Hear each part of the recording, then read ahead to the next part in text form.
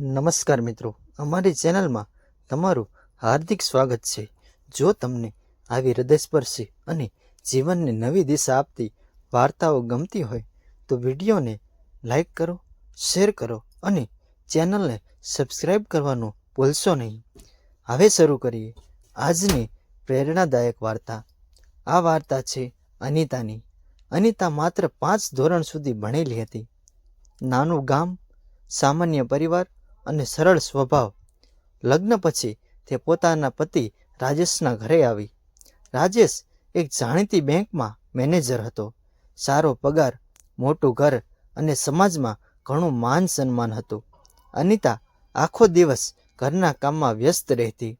વહેલી સવારે ઉઠીને ચા બનાવવી, સાસુની દવા આપવી, રસોઈ કરવી, ઘર સાફ કરવું અને બધાનું ધ્યાન રાખવું, આ જ તેનું જીવન હતું. તેને પોતાના માટે સમય પણ મળતો નહોતો.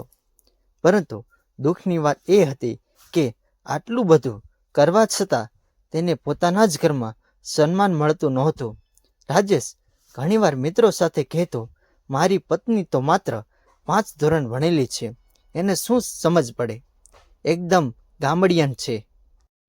મિત્રો હસી પડતા અને અનિતા ચૂપચાપ આંખમાં આંસુ લઈને રસોડામાં ચાલી જતી. સમય પસાર થયો. તેમનો દીકરો મિત મોટો થયો. સારા અંગ્રેજી સ્કૂલમાં ભણતો હતો. ધીમે ધીમે તેણે પણ પોતાના પિતાની જેમ માતાને નીચી નજરે જોવાનું શરૂ કરી દીધું. એક દિવસ સ્કૂલમાં પેરેન્ટ્સ ડે હતો. અનિતાએ ખુશ થઈને કહ્યું, બેટા, હું પણ તારી સાથે આવીશ. મિત ગુસ્સામાં બોલ્યો, ના મમ્મી, તમે નહીં આવો, બધા અંગ્રેજીમાં વાત કરશે, તમે તો કાંઈ બોલી પણ નહીં શકો, મારા મિત્રો તમારી મજાક ઉડાવશે. આ શબ્દો સાંભળીને અનિતાનું હૃદય તૂટી ગયું. સાંજે રાજેશ ઘરે આવ્યો ત્યારે અનિતાએ દુઃખ વ્યક્ત કર્યું. પરંતુ રાજેશે હસીને કહ્યું, મિત સાચું જ કહે છે, તું ઘરે જ સારી લાગે છે, બહાર જઈને અમારું નામ ખરાબ ન કર. આ વાતે અનિતાને અંદરથી હચમચાવી દીધી. આખી રાત તે રડતી રહી. તેને સમજાઈ ગયું કે જે લોકો માટે તેણે આખું જીવન સમર્પિત કર્યું એ જ લોકો આજે તેને ભાર સમજે છે. બીજા દિવસે વહેલી સવારે તેણે એક ચિઠ્ઠી લખી, હું કોઈ પર ગુસ્સે નથી, પરંતુ જ્યાં સન્માન ન મળે ત્યાં રહેવું યોગ્ય નથી. હું મારા આત્મસન્માનની શોધમાં જઈ રહી છું. ચિઠ્ઠી ટેબલ પર મૂકી અનિતા ઘર છોડીને નીકળી ગઈ. થોડા દિવસો સુધી તે ખૂબ મુશ્કેલીમાં રહી. પછી એક વૃદ્ધ દંપતીને તેની પર દયા આવી. તેમણે અનિતાને પોતાના ઘરે રહેવા કીધું.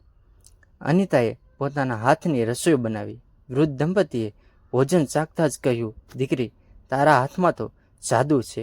તેમના પ્રોત્સાહનથી અનિતાએ નાનકડા ટિફિન સર્વિસની શરૂઆત કરી. શરૂઆતમાં માત્ર 5 ટિફિન બનતા હતા, પણ સ્વાદ, સ્વચ્છતા અને પ્રેમથી બનાવેલા ભોજનના કારણે ગ્રાહકો વધવા લાગ્યા. થોડા જ મહિનામાં ટિફિન સર્વિસ કેટરિંગમાં બદલાઈ ગઈ. લગ્ન, જન્મદિવસ, ઓફિસ પાર્ટી, દરેક જગ્યાએ અનિતાના કેટરિંગની માંગ વધવા લાગી. જે લોકો ક્યારેય તેને ગામડિયન કહેતા હતા એ જ લોકો હવે કહેતા, અનિતા બહેનના હાથની રસોઈ એકવાર જરૂર ખાવા જેવી છે. સમય જતાં અનિતાએ પોતાનું મોટું રસોડું શરૂ કર્યું. અનેક જરૂરિયાતમંદ મહિલાઓને રોજગાર આપ્યો. અખબારોમાં પણ તેના ઇન્ટરવ્યૂ છપાયા. ટીવી ચેનલો પર તેની સફળતાની કહાની બતાવવામાં આવી.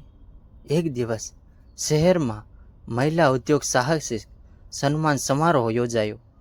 મુખ્ય મહેમાન તરીકે રાજેશને આમંત્રણ મળ્યું, કારણ કે તે જાણીતા બેંક મેનેજર હતા. જ્યારે એન્કરે જાહેરાત કરી, આ વર્ષની શ્રેષ્ઠ મહિલા ઉદ્યોગ સાહસિકનો એવોર્ડ મળે છે શ્રીમતી અનિતા રાજેશ પટેલને. આ નામ સાંભળીને રાજેશ અને મિતના પગ નીચેથી જમીન સરકી ગઈ. સ્ટેજ પર આત્મવિશ્વાસથી ચાલતી અનિતાને જોઈ બંનેની આંખોમાં આંસુ આવી ગયા. અનિતાએ એવોર્ડ લીધો અને ભાષણ શરૂ કર્યું.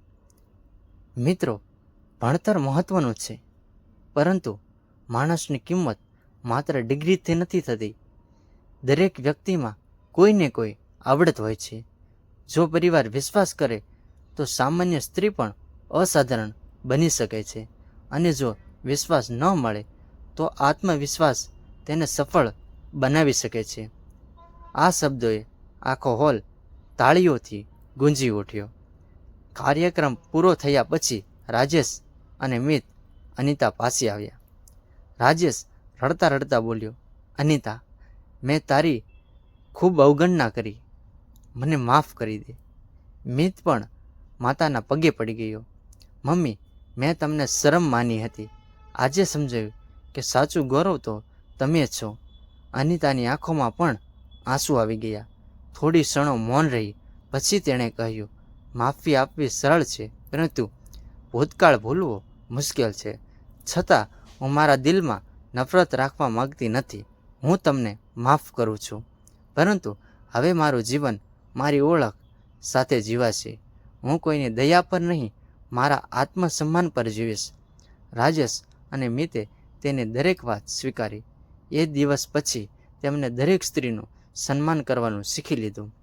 વાર્તાનો સાર: કોઈ વ્યક્તિનું મૂલ્ય તેના ભણતરથી નહીં, પરંતુ તેના સંસ્કાર, મહેનત અને આત્મવિશ્વાસથી નક્કી થાય છે. જે ઘરમાં સ્ત્રીને સન્માન મળે છે, ત્યાં સુખ અને સમૃદ્ધિ હંમેશા વસે છે. જો તમને આ વાર્તા ગમી હોય તો વિડીયોને લાઇક કરો, તમારા મિત્રો સાથે શેર કરો, અને આવી જ પ્રેરણાદાયક ગુજરાતી વાર્તાઓ માટે અમારી ચેનલને સબસ્ક્રાઈબ કરવાનું ભૂલશો નહીં. ધન્યવાદ.